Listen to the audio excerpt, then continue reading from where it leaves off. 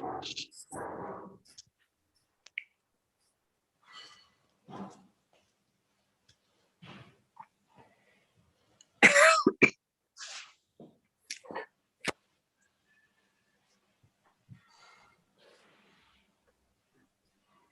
are live. So good morning, everybody. Welcome to our session of Empowering Women and Climate Change. Thank you for joining us all. We have an excellent lineup of female speakers joining us today. And I will just introduce myself. I'm Rosina Spinwa. I'm running a small NGO called BIDS Belgium, based here in Brussels. And I will be co-moderating, and we're co-organizing this session with Louisa Bravo, the president of City Space Architecture. And as I said, BIDS Belgium is a small NGO that works around inclusive communities and focuses on various projects that have purpose, such as gender equality, inclusion and diversity, and how we can regenerate our communities with a bit of socio-economic regeneration. So as I said, Louisa will be co-moderating our session with us today. And I will be running through our program in a moment, but I just want to give you an overview as to why, of course, we're doing this session. As urbanization and urban settlements expand rapidly in all parts of the world, many cities face challenges and are becoming more resilient, in fact, to climate change and tackling the rising emissions. Many cities and rural areas are therefore currently developing and implementing strategies and policies to address climate change and its impacts. Over recent times, projects are underway at a local and global level to tackle gender inequalities and in the urban environment. From Her City Tools, which you'll of course hear Ellen presenting, our first speaker of the day, to initiatives of the UN Women, which are also linking to climate change.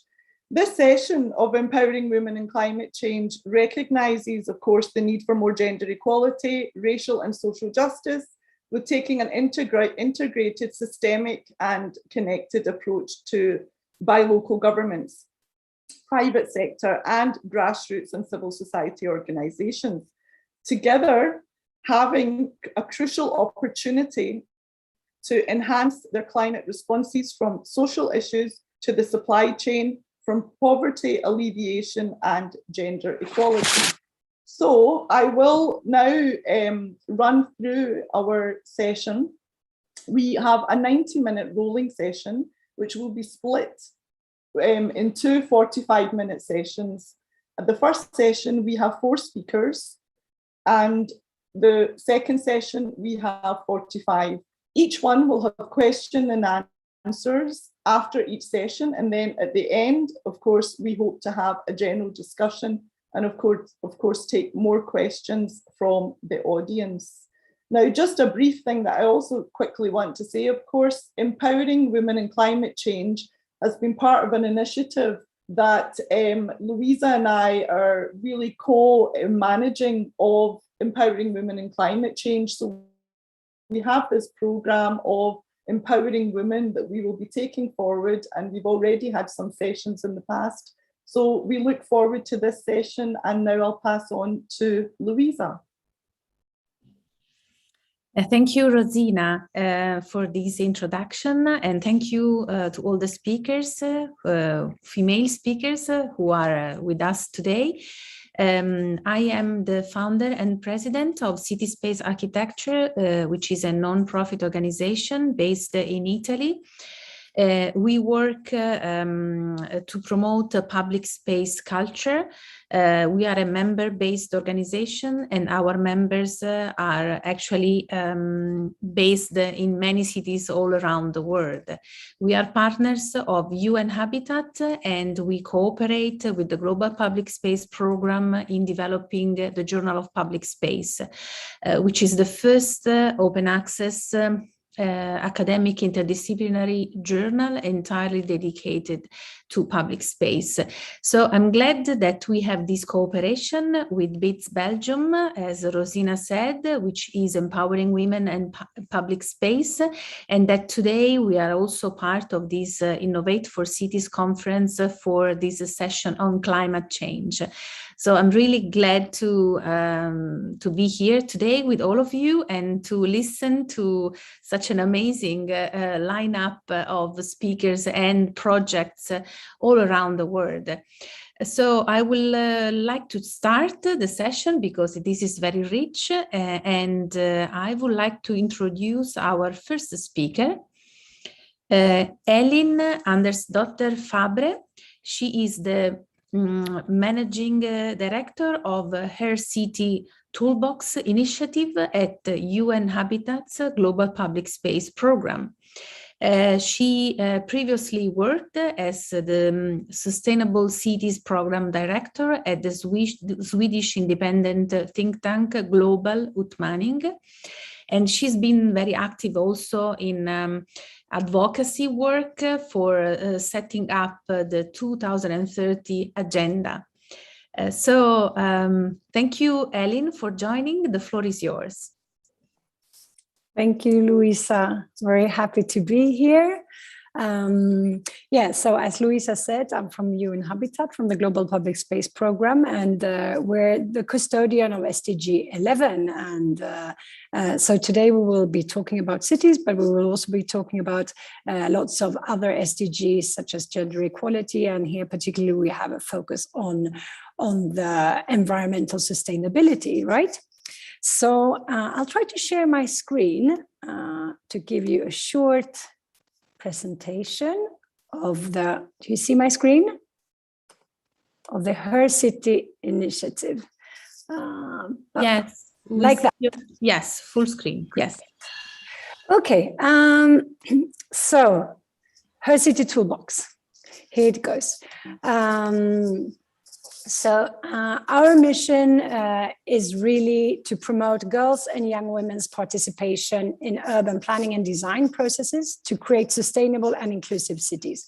Having said that, with sustainable, we intend, of course, socially, economically, and environmentally sustainable cities. And even if this is an approach that really fosters participation and inclusion within the processes. I mean, today we're having this specific focus on climate change and environmental sustainability. But bear in mind, this is a process, and this is a way to support cities and urban actors globally to crowdsource and crowdfund data from the bottom up to make the right priorities in the urban space. So I will not be very technical about climate change per se, but guide you through this process that we developed. The Her City has been developed by UN Habitat and Global Utmaning, and it's financed by the Swedish Innovation Agency, and is done in close collaboration with almost 100 multi-stakeholders from public sector, private sector, research, civil society, and citizens, of course. So it's not something that we just came up with by ourselves. There are tools gathered in the Her City Toolbox that come from a range of different actors from the Global South, Global North, from these different actors. But we particularly collaborate very closely with White Architects, the Block by Block Foundation, the Swedish Union of Tenants, and MethodKit. So this is what many cities looks like around the world. We try to do an illustration quickly, a generic illustration. So it's crowded, it's dirty, it's dark, it's congested, polluted, and as you see, not a lot of women hanging around. As Rosina said in the beginning, cities today housing more than 55% of the global population, accounts for 70% of emissions and also 70% of the energy consumption. 1 billion living in informal settlements. And this is expected to increase and perhaps even double within just a few decades. So that is why we think we need to address these issues. The gender gap is, of course, one of the main reasons for us to try to address women's and girls' place in public space and in cities. As you know, 60% of women feel unsafe in public space. That's worldwide. Other data saying that 30% of women have experienced domestic violence at least once in their lifetime.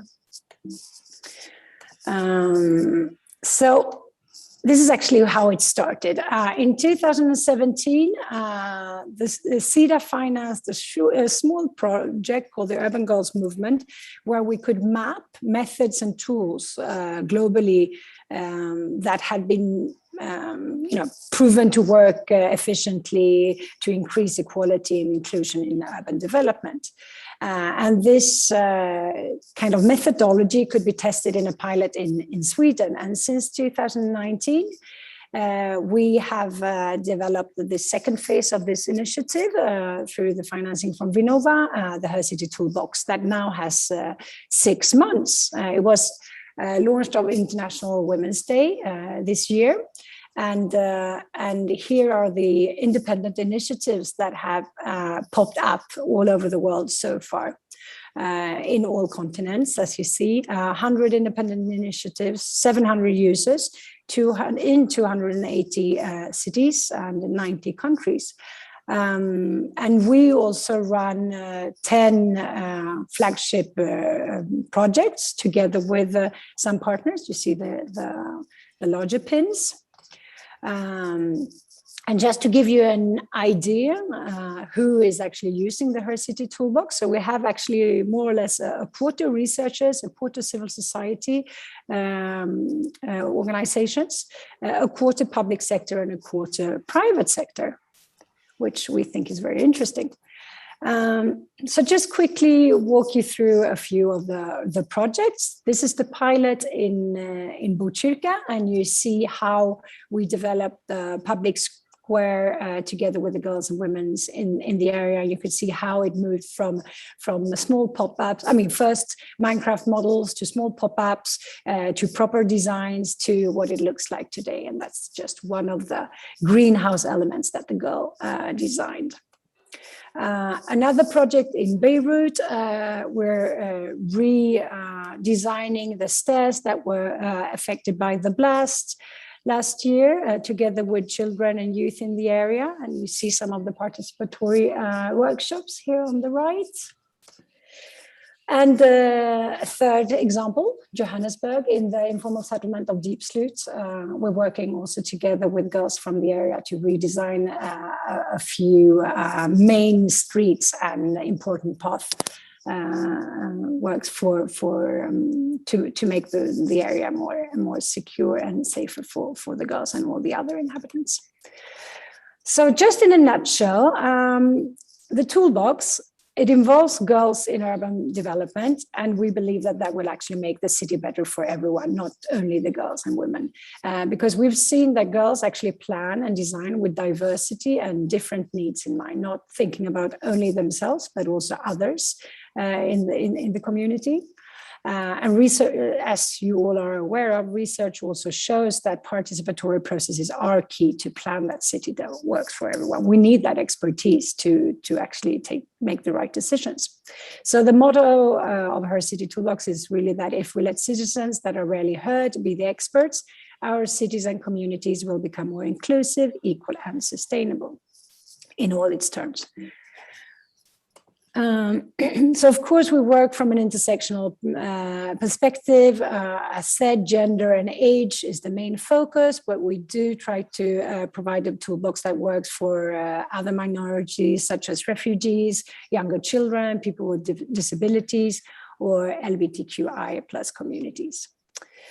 And this is the toolbox in a nutshell. So supporting urban development from a girl's perspective, and it guides urban actors through a step-by-step methodology. And we have this open and digitally accessible platform, and which facilitates the ongoing dialogue between professionals and citizens. That is really key here.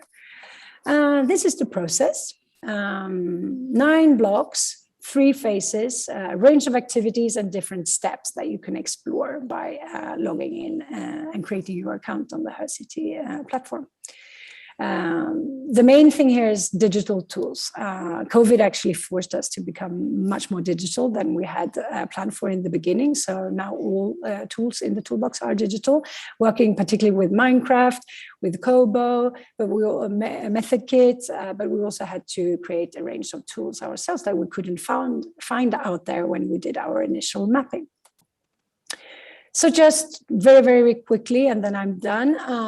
The assessment phase, stakeholder mapping, really important to know who lives in the space. Then we do citywide assessment, diagnostic of all public spaces in the city, and then we deep dive into the particular public space that is in most urgent need of redesign. We analyze the challenges, we design the ideas in Minecraft, and we provide recommendations for action. We do the proper plans together with architects and planners, and then we share the results with the community decision makers, and then we move into implementation.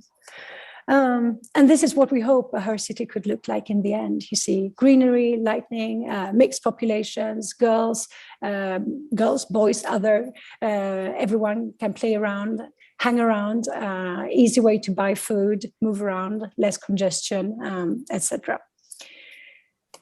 Yeah, so please visit HerCity if you're curious, and follow us on social media, HerCity Toolbox, and we're here to answer questions and engage with anyone that would like to partner with us.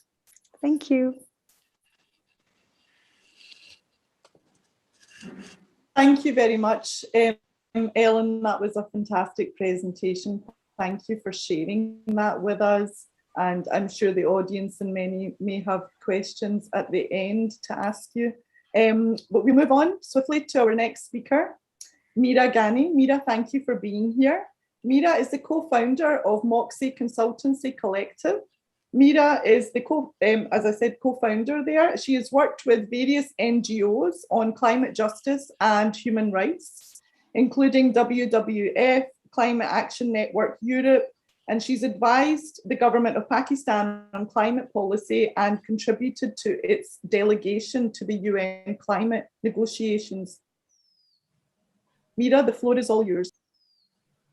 Thank you so much. And what an honor to be with an all-women panel, and such a great panel. So I hope you can hear me well. I don't have a presentation, but I just wanted to share how I approach the issue of climate justice and how it works in intersection with other issues.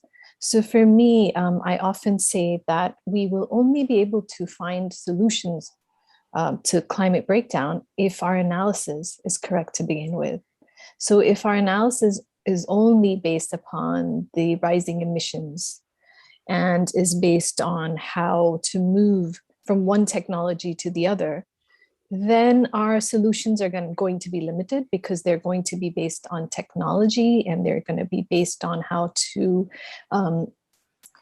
shift things within the financial markets. And while those are good tools and good attempts, they're not exactly solutions to the challenge we face, because the climate crisis is a manifestation of existing systemic oppressions. It's not something that exists in a vacuum. It's not something that is just a scientific issue. It's not something that's an issue with our earthly ecosystems. It's actually a manifestation of capitalism. It's a manifestation of cis-het ableist patriarchy.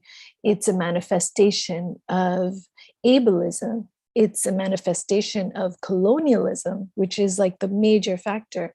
And it's a manifestation of what is commonly known as, and quite a controversial term, is white supremacy culture. So if we base our analysis on the facts that climate change manifests from these root causes, then our solutions would be more intersectional and different. And that's why, for me, climate justice is about racial justice, it's about land justice, it's about economic justice, it's about housing justice, energy justice, disability justice, queer justice. So it's very difficult for me to always say, okay, I work on climate justice and these are the issues I work on, because for me, it's always been an integrated approach. And as Rosina mentioned already, I worked with various NGOs where I worked on policy mainly. And I quickly realized that while policy is one aspect of it, it's really community organizing and community building and working with people that are impacted and most affected that really gets the needle moving. Because not everyone may understand the climate crisis as policymakers may understand. Not everyone may be using the same terminology, but having worked in Pakistan, having worked in Europe, having worked with various communities across the globe, it's very, very central to everyone's, the impact it has on everyone's daily lives and the impact it has on how we are able to access resources and opportunities. So for me, it's really, really crucial to take an intersectional approach in our understanding of the climate crisis. And then, as Her City does, and thank you, Ellen, for that wonderful presentation, look at how we can bring in people impacted to look at what solutions are possible, because local communities, local people understand their needs and their context and are able and already have the solutions. It's just about that sometimes it's a lack of access to resources, it's a lack of access to decision-making corridors, and it's a lack of access to being heard by the decision makers. So it's really, really important that whatever solutions we create, they're as inclusive as possible to all communities, especially those communities that have been historically excluded and marginalized. So it's very, very important to include the people of color, to include immigrants, to include refugees, to include children, to include disabled people, to include queer people, to include people who may not have, who are from lower income households. And the inclusion then has to take many forms, because not everyone is able to participate in consultations. Not everyone is able to show up at meetings. So oftentimes the way I critique the EU consultation process is that it ends up taking in the voices on board of only those who are known to the EU or who know the EU system. And that is also, unfortunately, similar to how the UN system works. So it's really, really important to go to the communities and understanding what their needs are and how the consultation should take place, how people are brought onto the table where they are in charge of the decisions that impact their daily lives. Because the top-down approaches, while have some of their merits, we understand that when we are talking about implementing solutions to problems such as interconnected crises, such as the climate crisis or now the pandemic, it's really, really important that our answers are rooted in the needs of the people. And with climate injustice, I think what really came to the fore, and it's always been difficult to explain this to policymakers. And I think COVID-19 made it quite starker in those ways that often the communities that have been historically marginalized are also the ones that are most impacted, and they're also the ones that are excluded from all decision making.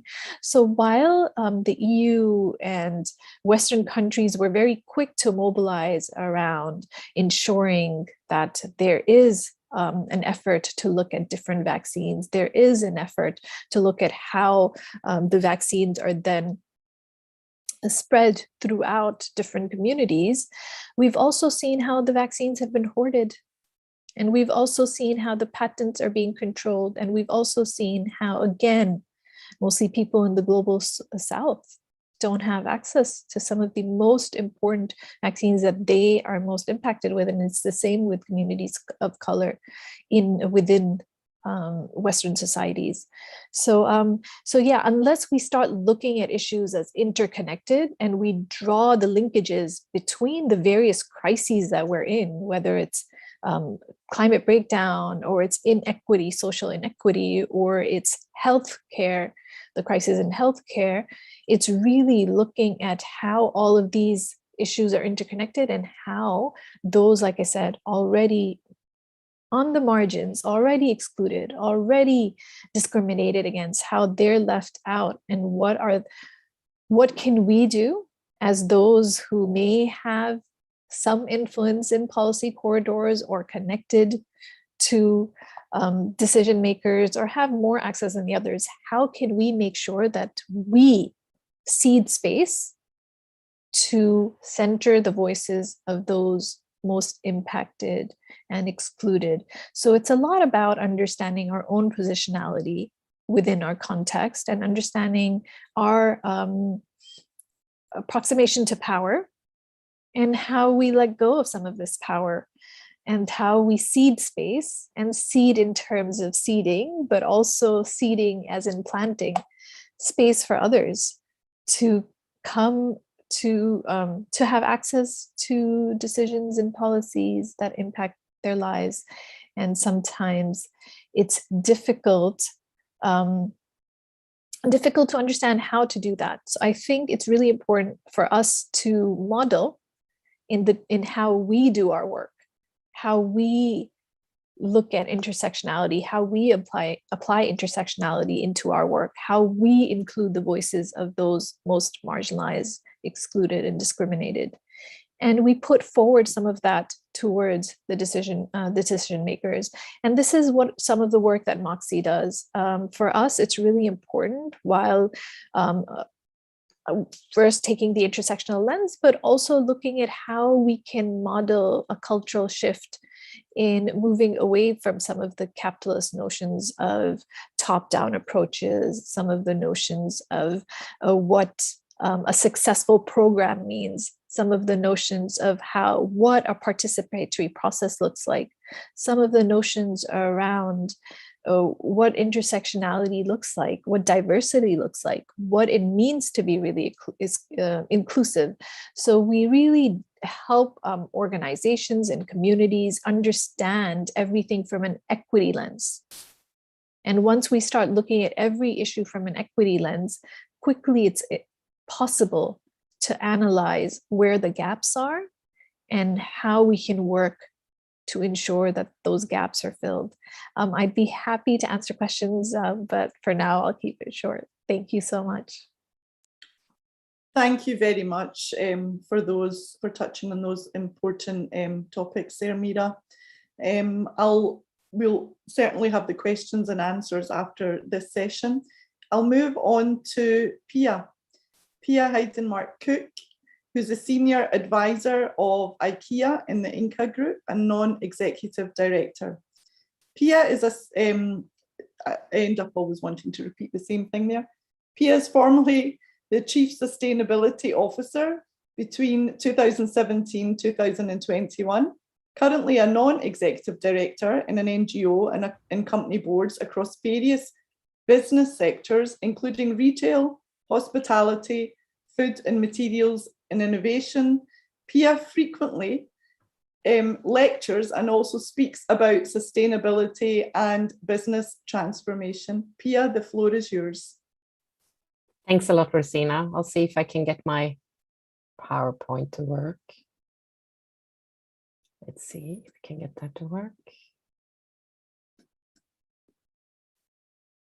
Oh, let's see here.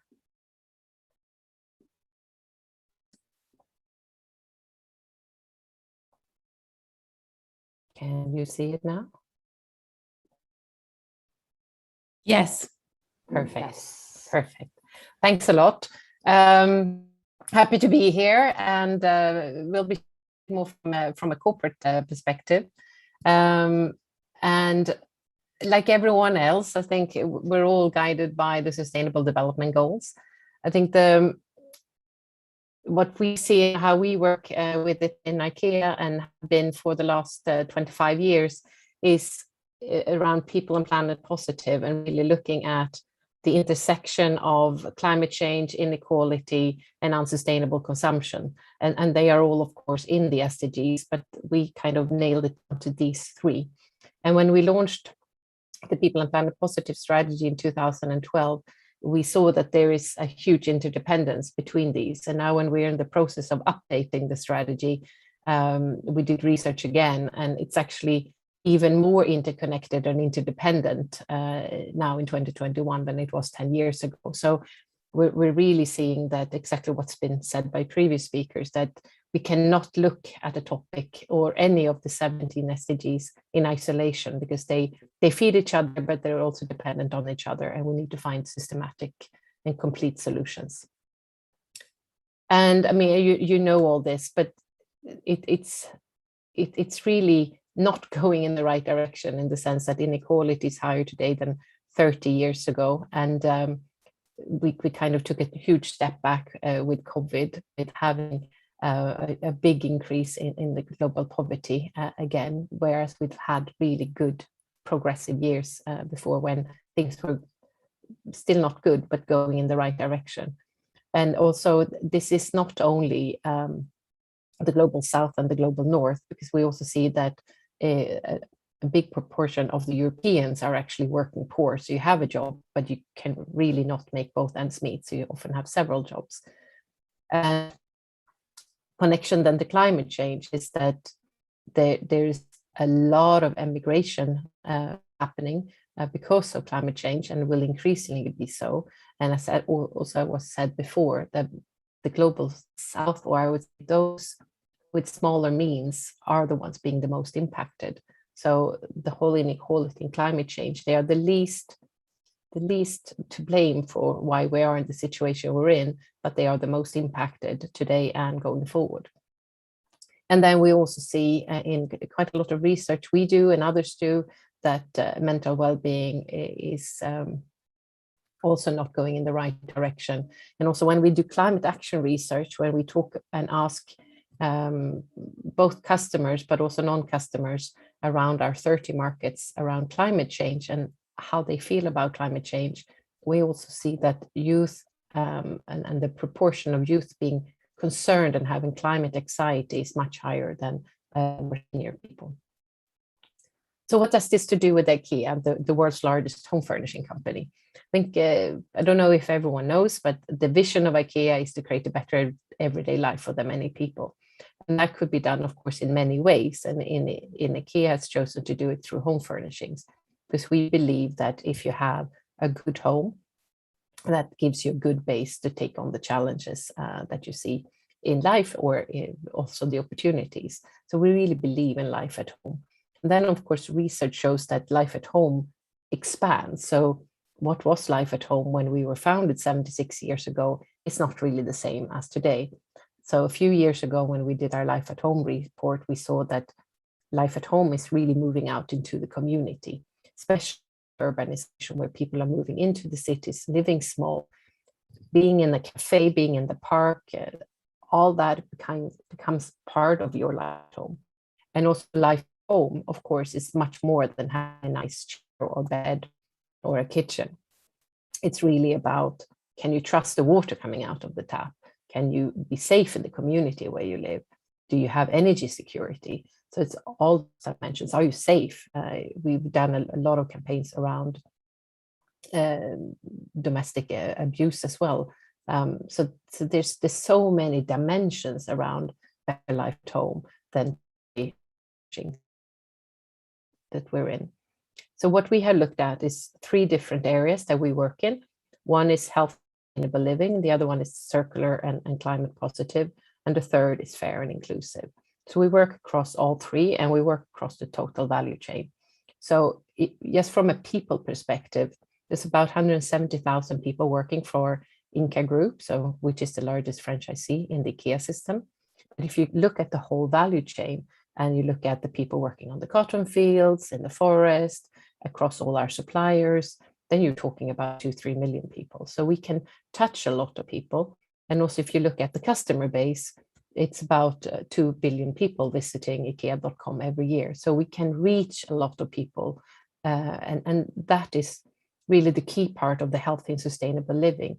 Through our range, our solutions, our know-how about life at home, and also about daring to take a stand on important topics, we can reach a lot of people. And women are, for the majority, our customer base, from young girls all the way up to senior citizens. So that whole space is important. Then when it comes to climate change, we have committed to become climate positive, which means emitting less than, reducing more than we emit across the whole value chain. And in the last 2 years, we've managed to actually keep growing, even though in absolute terms, so not in relative terms, but in absolute terms, we have reduced our CO2 emissions. So we are on track of decoupling our growth from our CO2 emissions. And then when it comes to fair and inclusive, there's a lot of work going on. But again, we look at it from the employee base, where we have 50-50 gender diversity. We are on track towards gender equal pay across all our 30 markets.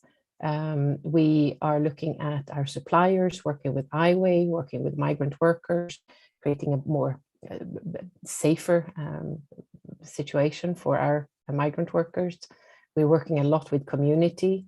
We have committed to support 2,500 refugees in the next 2 years by doing on-the-job training and language skills training, really making it possible for them when they come to a new country or new city to find a way to make a living and create a better life for them and their families. And we're working with a lot of social entrepreneurs. For example, in Paris, where we have a situation with from a climate perspective, not wanting to have diesel trucks, so a very progressive mayor, which is the same in many, many cities around the world. We're working with social entrepreneurs to find ways of doing last mile delivery. So really finding different ways, and then also collaborating with Skanska, a Scandinavian construction company, for BoKlok, which is in 5 countries, where the target group for housing is really the single mom who also should afford a decent housing. And then the last part we do on the social side is really through IKEA Foundation, which is the charitable arm of Ingka Group, where we donate about 100 million euro, 200 million euro every year, and have now committed to 1 billion over the next 4 years to really look at empowerment of women and climate change in that intersection, doing a lot of projects in the global south. So I think that, again, we see the problems as being interconnected, and that's why we also see that the solutions that we work with, and always the by ourselves, always system of innovators, startups, NGOs, community organizations, and other large brands. And I think that was it. I'm gonna just end there. Okay, thank you, Pia, for sharing that. Next up, Jacqueline Blecker is the founding director of Global Urban Design, a community interest company specializing in urban design, master planning, transportation, planning, and engagement. She's an urban designer, master planner, placemaker, workshop facilitator, speaker, mentor, registered chartered architect, and associate lecturer. Jacqueline, the floor is all yours. Thank you, Rosina. Thank you very much for inviting me. Thank you to my fellow esteemed panelists and to everyone listening. Greetings, folks. As Rosina has graciously introduced me, I'm going to skip over this slide, apart from saying that I'm the founding director of Global Urban Design, a community interest company. We are a social enterprise specializing in urban design, transportation planning, inclusive placemaking, and training. Our social missions include promoting best practice, collaborating on community benefit projects, and coordinating the Creative Community Placemakers Network, which we launched in London. I'm here to speak to you today about education. Education can raise awareness of climate change among built environment professionals in these key areas: policy, design, construction, retrofitting and reuse, decommissioning and recycling. As we are time limited, I'm going to focus my comments on a need for policy change. I teach a module on environmental management for the construction industry. And one of the first things I teach my students is that climate change is a global problem. We are all living on one planet Earth. What we do within the borders of our respective countries impacts on other countries and their residents. There are many factors contributing to climate change. The construction industry plays a significant role in CO2 emissions, resource depletion, and waste generation that can be addressed by how we plan, design, and build our cities, our transportation network infrastructure, and how we interact with and value nature and the environment. We discuss industry, buildings, agriculture, heavy transport, vehicular transport, natural gas and appliances, and our progress or lack thereof on decarbonizing these different sectors. I seek to broaden the students' worldview of climate change impacts close to home and globally. For example, flooding in England and Europe, climate change refugees, loss of landmass in small island developing states, deforestation of the Amazon rainforest in Brazil, and threats to that rainforest's ability to generate its own rain, which provides water for millions and creates cloud cover that creates rainfall in countries as far away as Africa. Climate change impacts exacerbate gender, ethnicity, and socioeconomic inequality. The triple pillars of sustainability need to be balanced for sustainable development. If one pillar is prioritized over others, for example, the economy, we can have unsustainable development and the attendant evils of gender, ethnicity, and socioeconomic inequality, as can be seen in the economic pyramid. Now, sadly, women and girls tend to be at the bottom of the economic pyramid and the most vulnerable to economic disadvantage due to climate change.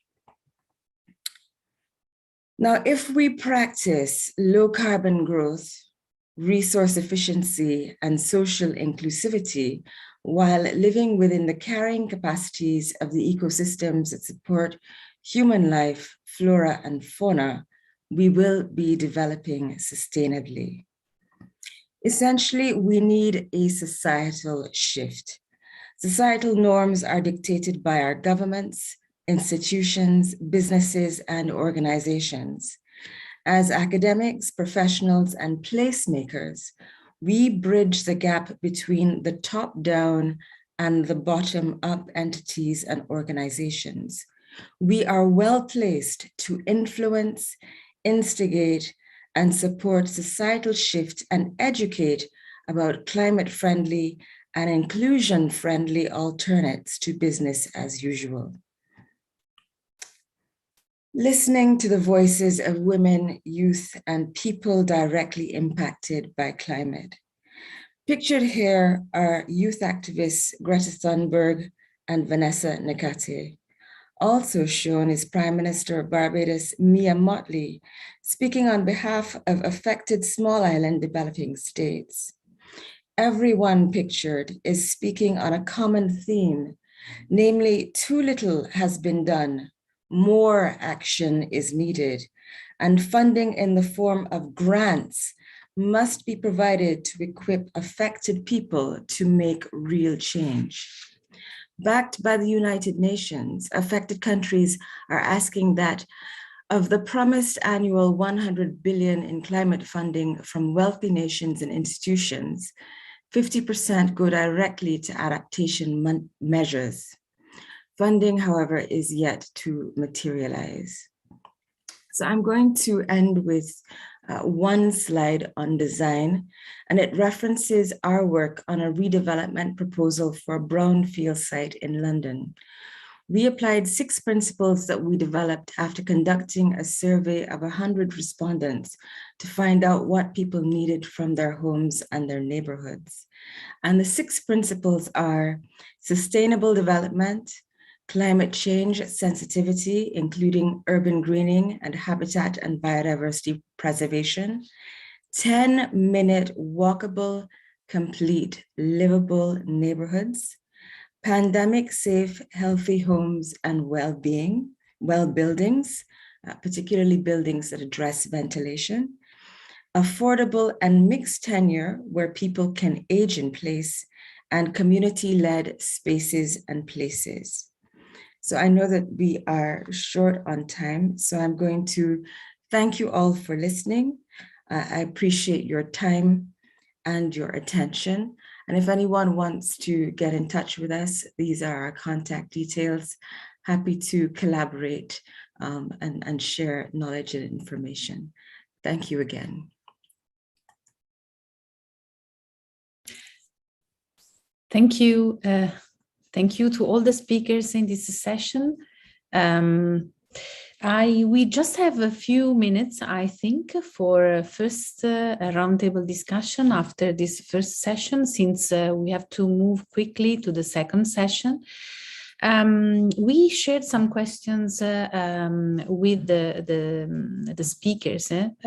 So I will just go very quickly, and I would like to ask you all to answer from the first panel. And I think we also had a question from the audience for Pia. So we start with Ellen. I think you actually introduced and framed quite well how you are addressing sustainability, but can you please just give precise answer to how do you assess the use of Her City tools at grassroots level in terms of sustainability aspects? Perhaps first, when it comes to the sustainability aspects, as I said also before, I mean, we believe that really understanding and addressing the needs on the ground is often what is most sustainable in the long term. So this entire participatory approach, actually, where you ask, and it's up to the user to be part of defining, and the user perhaps also being in the most vulnerable groups that are rarely heard. They're part of defining and identifying the most urgent sustainability challenges on the ground.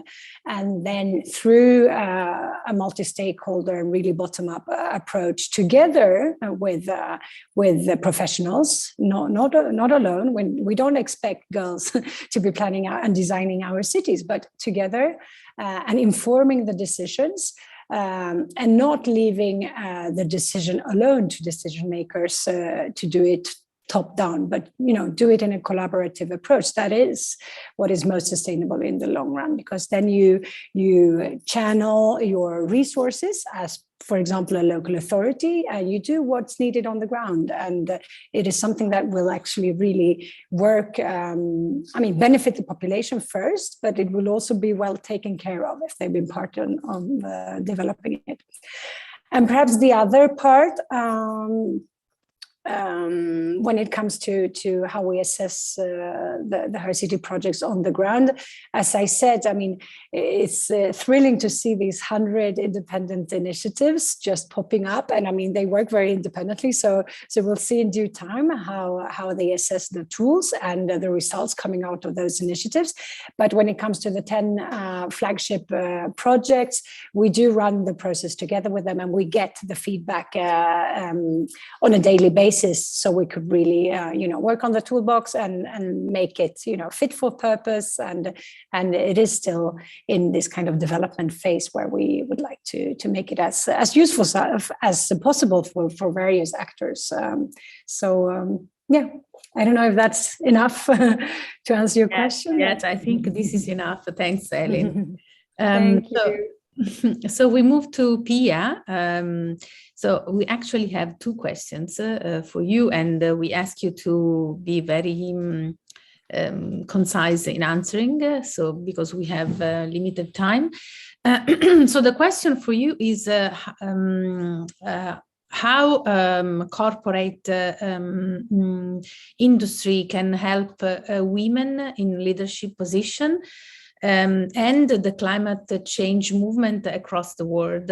And from the audience, yes, the question is, in IKEA's research, have you come across a visible connect between mass production and the unfolding climate debacle, as you have some fantastic data points to create a leading paper on this highly contested subject?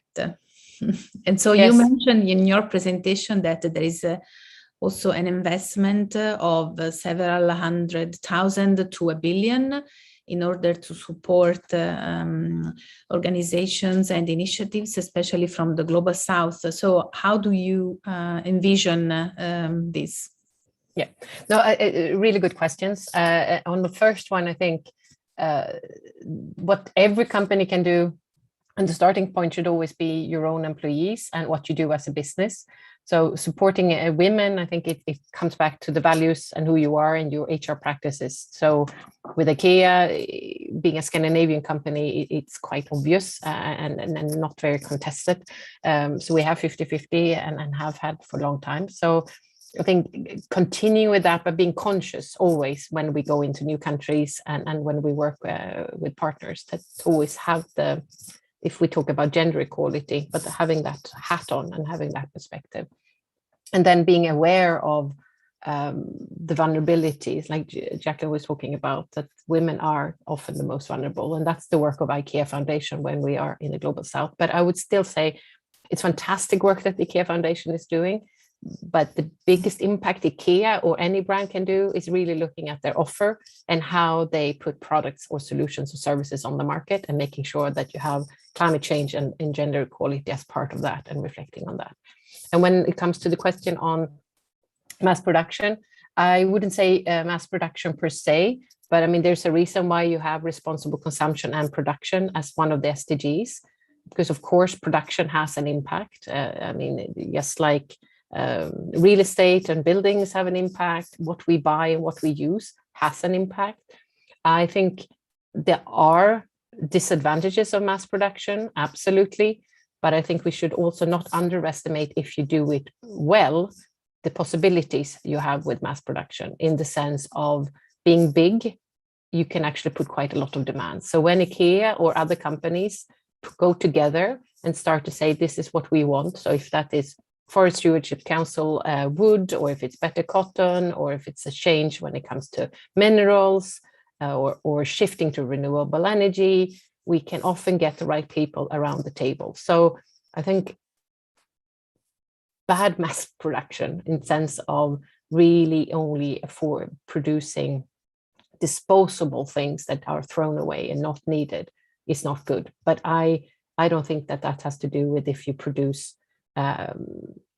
very expensive products that very few can afford, or for the many. And I think the driving for IKEA has always been that sustainability cannot be a luxury for the few, it needs to be for the many. It's the only time when we can really create the shift that we need. And that means the bottom of the pyramid, the middle class, and those who have thick wallets. You need to do it for everyone. Everyone needs to shift. Thank you, Pia. I think you clarified also the question from the audience. Now we move to Mira. So we would like to know about your experience working across eco-landscape in Europe, and how can movements that you know that exist help understand the challenges of women from the Global South, in your opinion? Wow, that's such a full question, and also a tough one to answer, because it may make a lot of people uncomfortable. So being from a woman from the Global South, and being someone who has multiple identities that don't really fit with what is considered normal, standard within Europe, it's very difficult to operate and exist within the eco landscape, or what we call the environmental movement or the climate movement.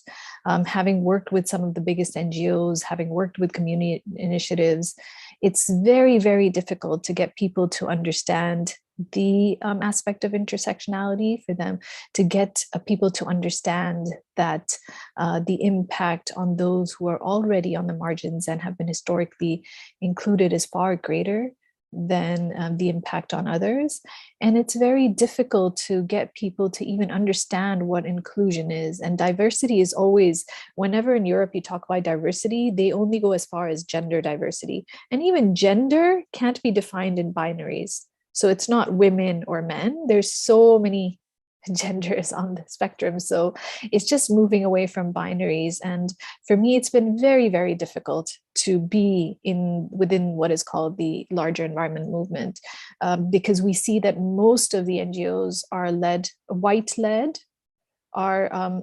by men of a certain age, middle-class men. So it's very difficult for them to connect with the issues that women face, whether they're from issues in the global South, or issues even people of color, communities of color face within Europe.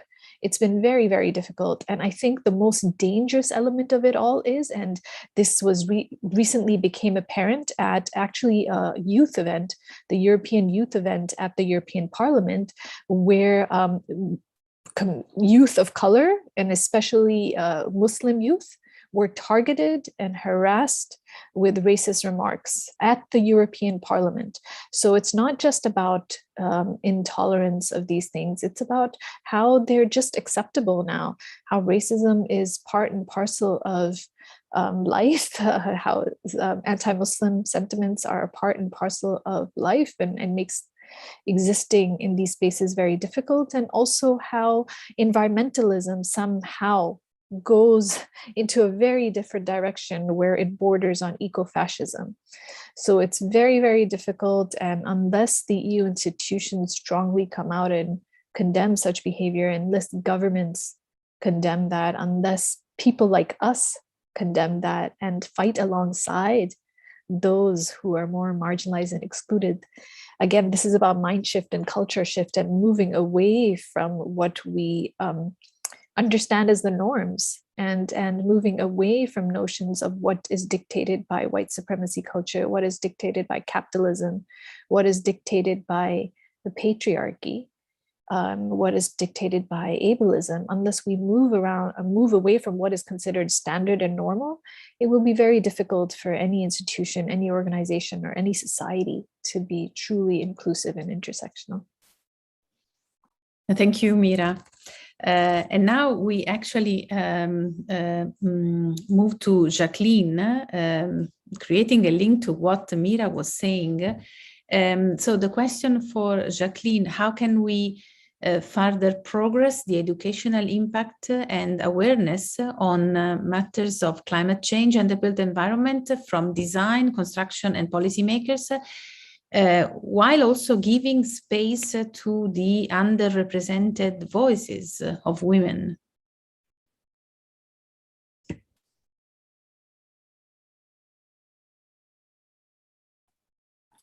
Thank you, Louisa.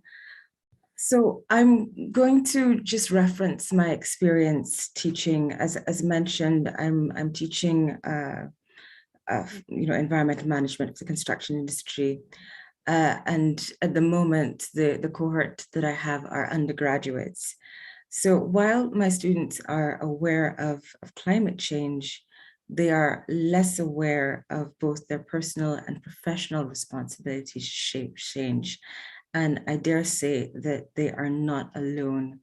What I have seen through education as we progress through our sessions is about midway through the module, particularly with this current cohort, they are holding differing views on whether developed nations should take responsibility and act to green their economies, their cities, buildings, public realm, and construction methodologies as quickly as possible, and or financially support developing nations to switch to renewables and bypass the fossil-fueled, resource-heavy, CO2-emitting economic development model.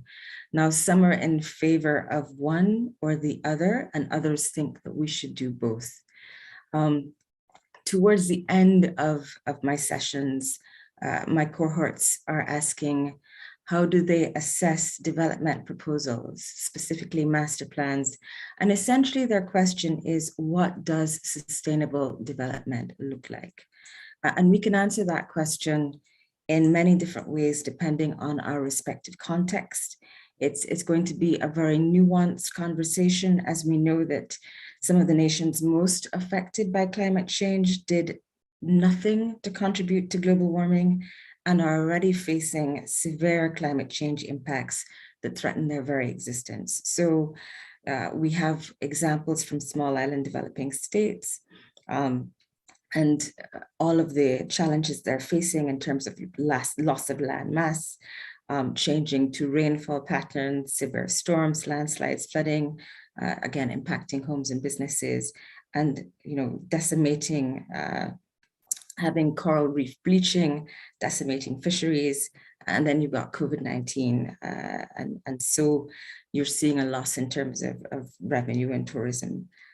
So really countries are on the brink of an economic precipice as well as an unprecedented health crisis. Now, again, because it is a very nuanced conversation, we are seeing that there are a number of different challenges where people are, but the common theme running throughout all is that these countries simply don't have the technology, they don't have the financial resources, they simply cannot help themselves without external help. So we are really looking to see what comes out of COP26 with regards to this much promised funding that has yet to materialize, so that there can be that needed shift to helping the most vulnerable to climate change develop new economic pillars, green jobs and sustainable practices, particularly with regards to food production and how they take care of things. But essentially it's an issue about education, about raising awareness, and about, as we've heard from many of our speakers, listening to the voices of the underrepresented, the marginalized, and the most affected. And typically that tends to be women and girls and people of color and people across the spectrum who don't fit the majority norm. So essentially, the majority of the global population outside of the global north. Thank you, Jacqueline.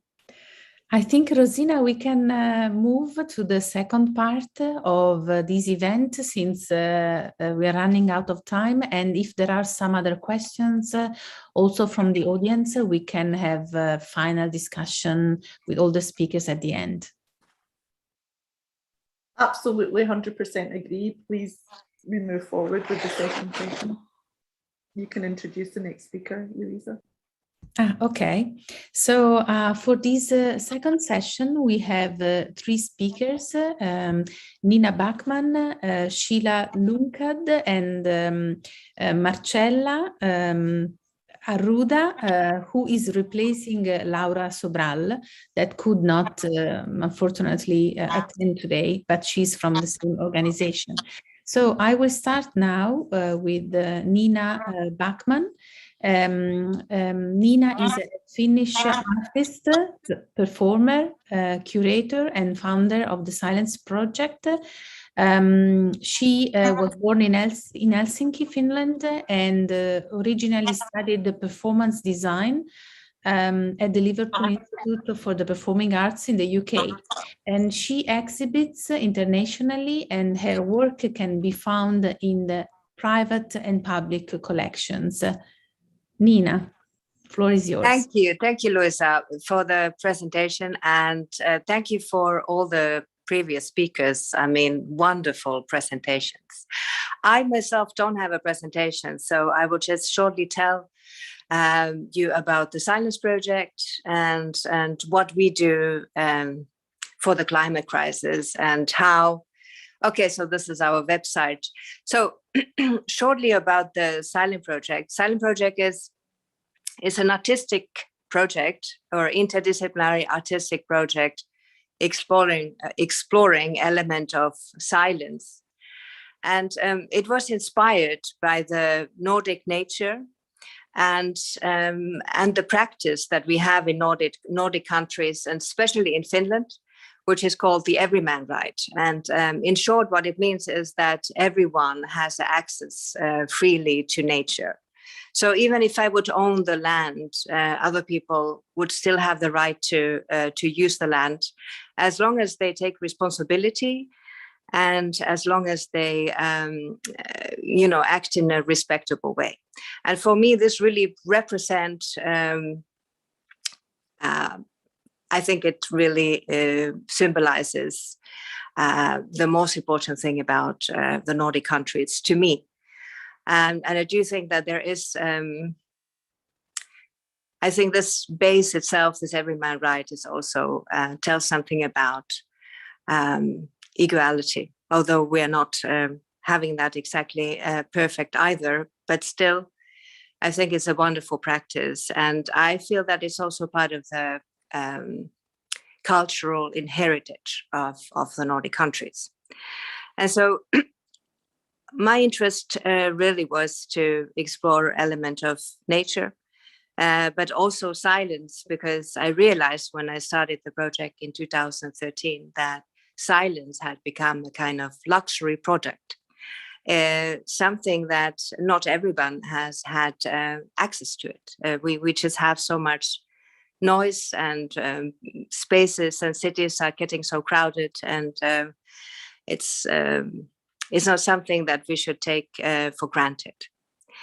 And a few years ago, we started a new project called A Million Trees to Finland, which is a tree planting project, because I felt that we should also do something for the nature. And I see this extension also a way as or I view Silence Project as something which is a large conceptual art piece, and so the planting of trees is one part of it. And how we are doing is that we work together with museums and art organizations, and then we collaborate with counties and cities, and we find places which are where people can go and plant trees. And very important part of that is that the counties and cities then agree to take responsibility of the maintenance. People can, if they want to, also plant their trees to their own yard, or if they own land in their own land. But I feel that's important to also provide places where people can go and plant. And often these areas, they are quite near the urban areas, because I also feel it's important to actually see the trees grow. And it is, of course, it's a long-term project, and it takes some time to see the trees grow. But in many ways, I find that very important, that people can actually see that in their environment. In Finland, as in everywhere, people are talking a lot about the declining of biodiversity.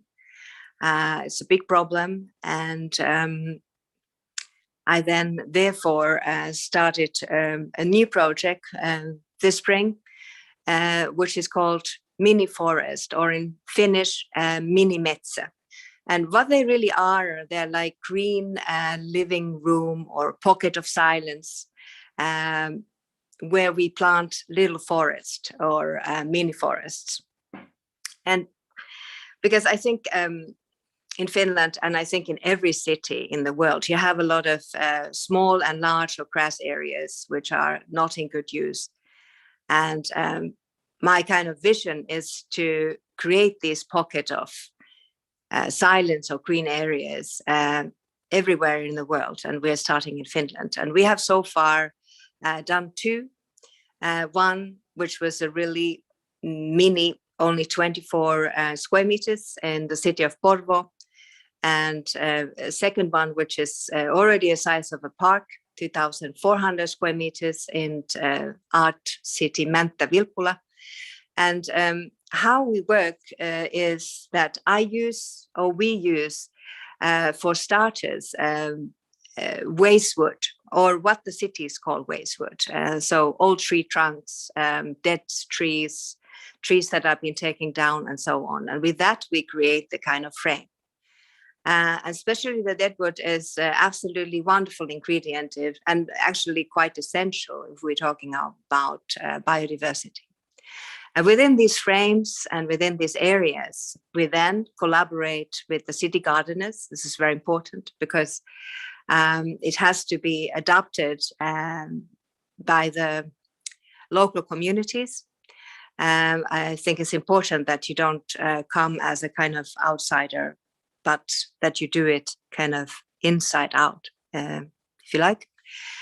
And we bring then different kind of trees, but also a lot of fruit gardens and flowers and herbs, because the idea is that these would become kind of as green living rooms to the people which live nearby.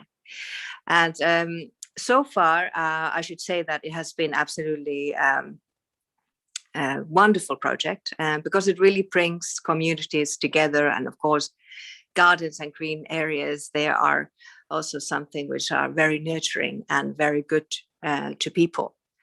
And in terms of the climate change, we are also collaborating with a company called, or a project called Co-Carbon. So we have a group of scientists which are then calculating what the trees and the plants are actually doing. They're making different kind of calculations then. So this is part of the project as well. And yes, I think this is really all I'm going to say. So thank you very much. Thank you very much for that, Nina. We'll swiftly move on to the next speaker because obviously we're also conscious of time. So Sheila Lungcad, who's the founder of Direct Create. Sheila has more than 2 decades of experience in the areas of design and sustainable practices in arenas ranging from craft revival, textiles, product design, architectural and spatial design, and sustainable ecotourism in hospitality. Sheila is also the director of Chestnut Heights and Resorts. So Sheila, I hand the stage to you. Thank you. Thank you, Rosina. It's lovely to be here. Let me just share my screen. And can you all see that? I think we... can you all see the screen? Yes, yes. So yeah, it's I'm an architect by training and a craft entrepreneur, and I'm speaking to you from Delhi, the capital of India. Cities, urbanization go together. We're all aware 80% of the Western world lives in urban situations, while in places like India, we still have about a ratio of 55-45. People move to cities looking at opportunities because it's the place for wealth creation. There's immigration, people coming in. It creates a loss in cultural roots and native skills.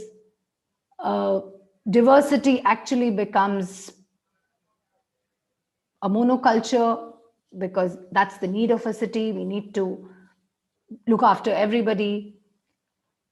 While a lot of work is being done to make our cities more sustainable,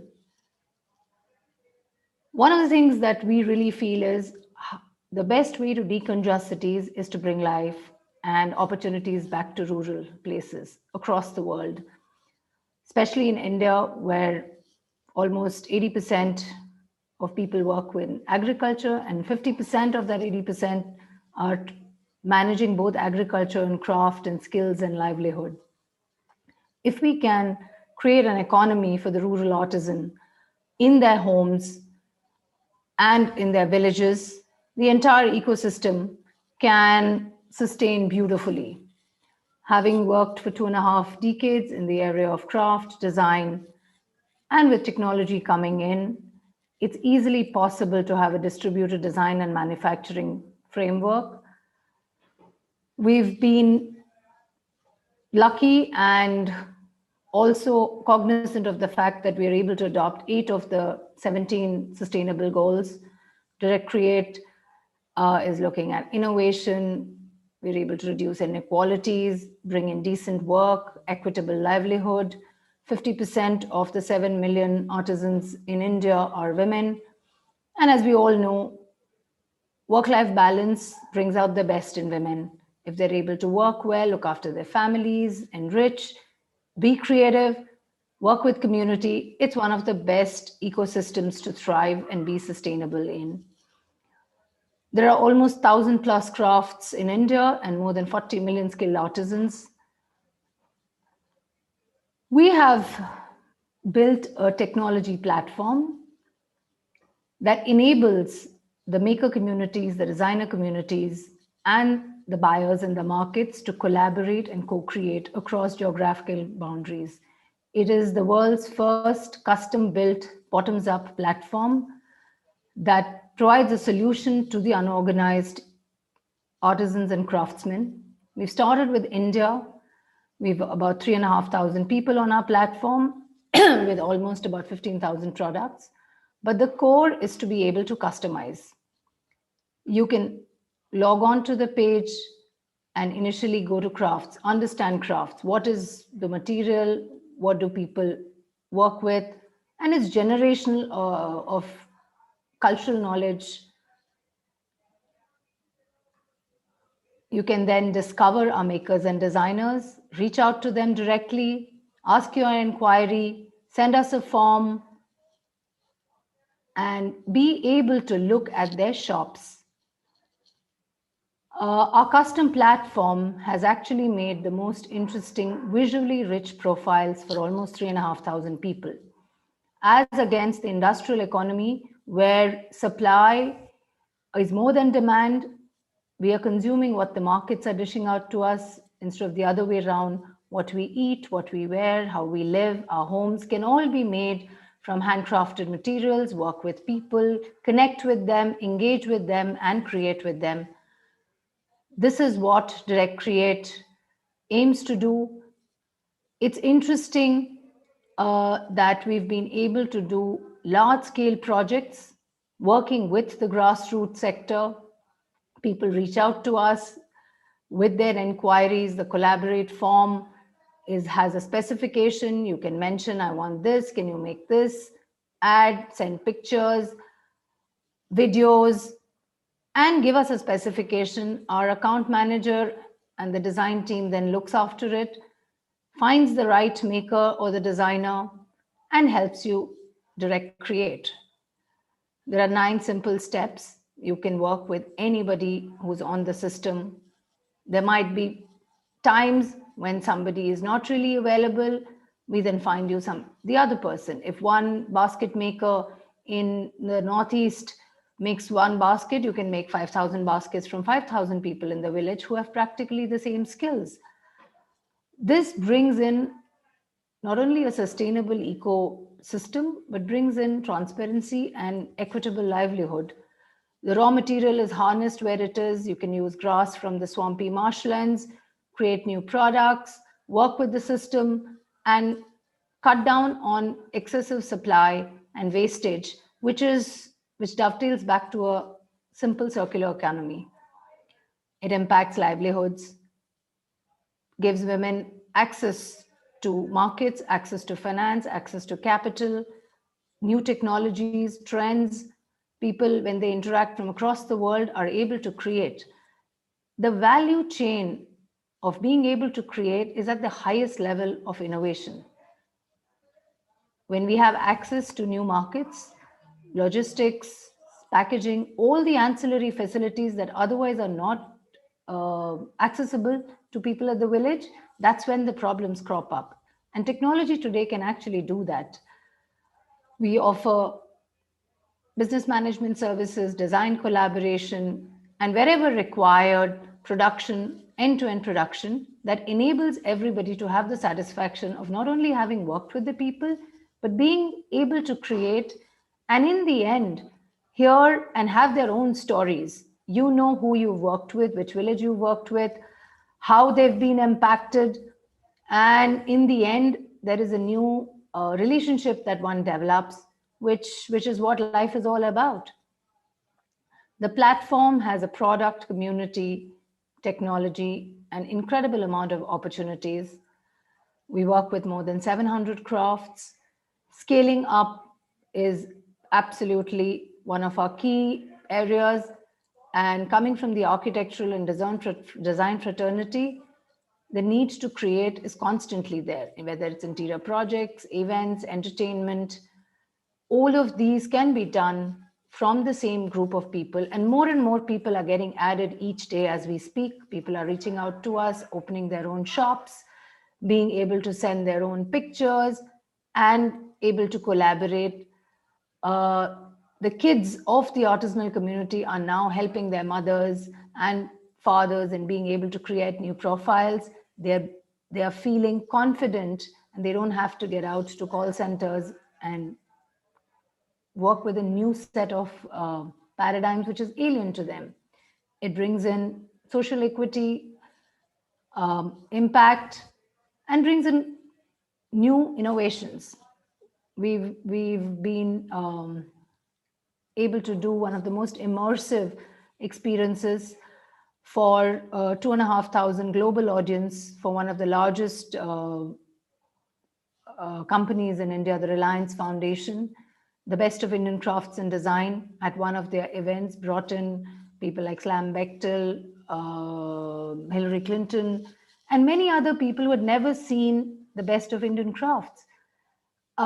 It brought in not only new buyers, but the ability, and having seen the quality, one can actually start engaging.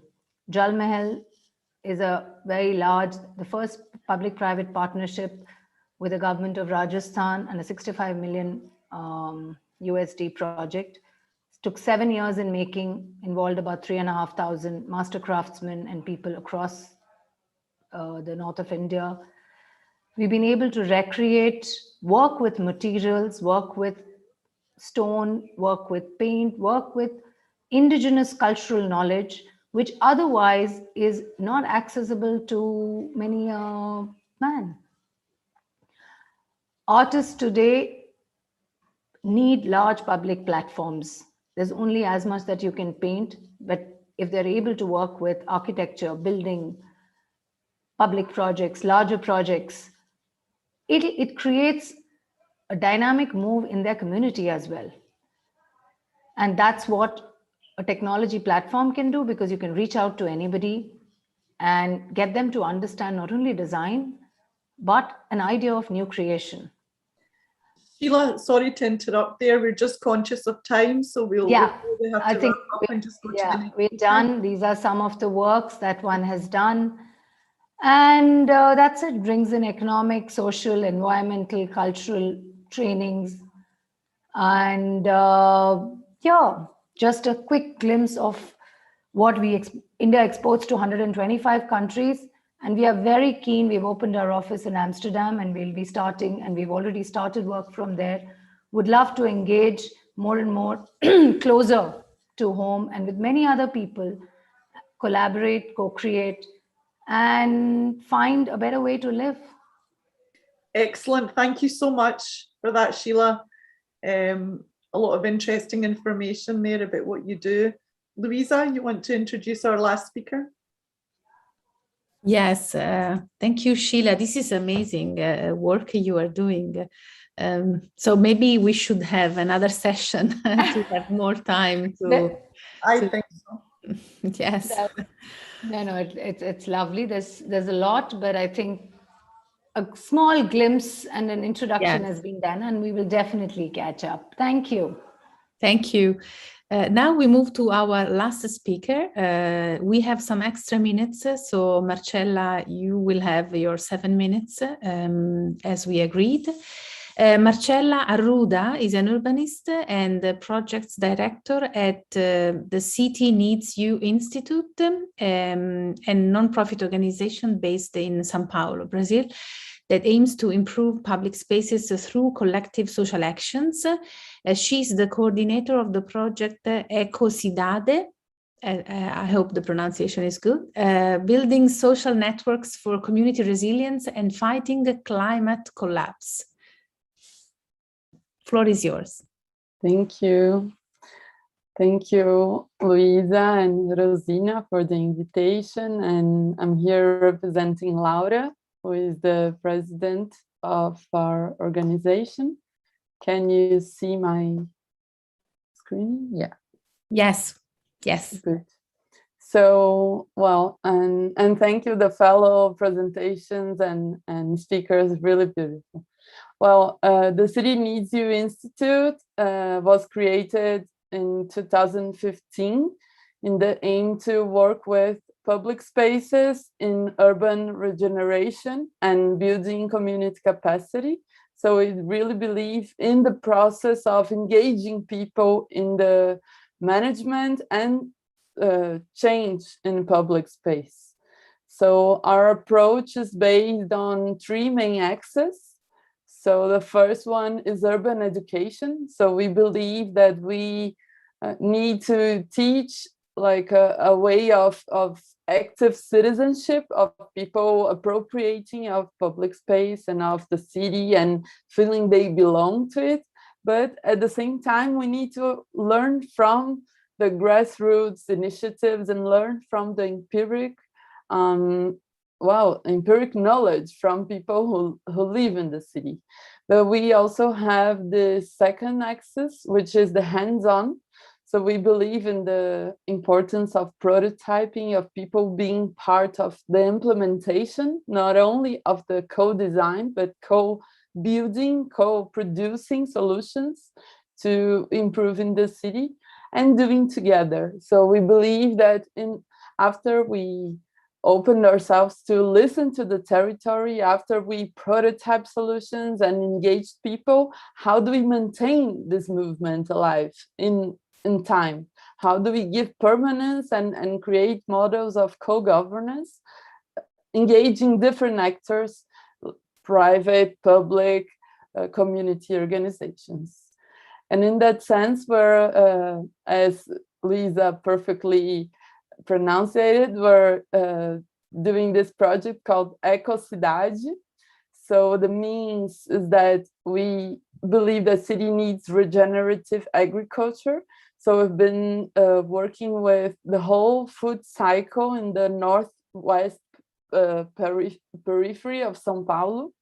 And we are engaging the community and kind of incubating solutions together with social entrepreneurs in the area to actually create a more regenerative and circular food system. In that sense, we're working with some programs. The first one is this idea of a food culture spot. So it's a social community equipment that kind of fosters an idea of a more healthy and more sustainable food culture. And we are engaging in the whole food cycle. So in planting with urban and peri-urban agriculture, in cooking with local women collectives, and that also are migrants, so bring a lot of affective relationship to food, delivery and logistics, and composting. So also trying to close the whole system and transform residue in resource. And in that sense, not only working with formation, education, and building capacity, but also building ecological infrastructure, such as biodigester, for example, to generate energy with the leftover of the organic residues. So as you can see here, the neighborhood is really on the border of the city with nature, with Cantareira Park. And we believe that this has a specific context, no, that should be seen and should be fostered a more sustainable job opportunities related to the sustainable management of this territory. So the three main spots, the three main food culture spots we're working here, one with cooking, the other one with delivery, and the other one with urban gardening and composting. Besides that, we are articulating and implementing a digital exchange system. So we do believe that even more during the pandemic and COVID-19, it's fundamental that we use digital technology to connect, to create food flow or resources flow in the neighborhood, and engage people into this network. Besides that, we are developing this bike delivery collective with people who are unemployed, non-white, young people who are from the neighborhood. So also understanding that we need to generate income with these other job opportunities. And the urban regeneration pedagogy. So we are organizing a course that is a laboratory of 6 months that is bringing together social entrepreneurs and people from the community from 11 initiatives of urban gardens in different contexts, so that they get more tools to do what they're doing, but with more ideas of sustainability, of economic permanence of the initiatives, and having support of our dispositive, which is this trailer that gives the support to the events, to fostering debate space, to the co-creation workshops. So we do bring this trailer to the public space to engage people, to show that we are open, and to foster this other way of occupying the city, other way of engaging with not only the climate change issue, but also the autonomy, in self-management of the city. And in that sense, it's really beautiful to see the women engaging themselves into the woodworking workshops, in building things. And so this whole idea of care, of not only building, but sustaining in time. And it was a bit of that we wanted to bring. And we invite you to follow us on Instagram, that we're showing the whole implementation of the project. And thank you for the space, and curious to dialogue. Thank you. Thank you, Marcella. So Rosina, I think we just have 1 minute left for this session. We do. Yeah, we were given a few extra minutes, thankfully, there, but of course we've run on, and we would have loved to have more question answer session with the second session. But before we go and I pass back to Louisa there, I just want to say a big thank you to all the speakers. It's been fantastic presentations. And of course, thank you to Innovate for Cities, and of course the co-organisers of UN Habitat and the Global Covenant for Mayors for Climate Change, and the IPCC for sponsors. So Louisa, I pass to you. So thanks again.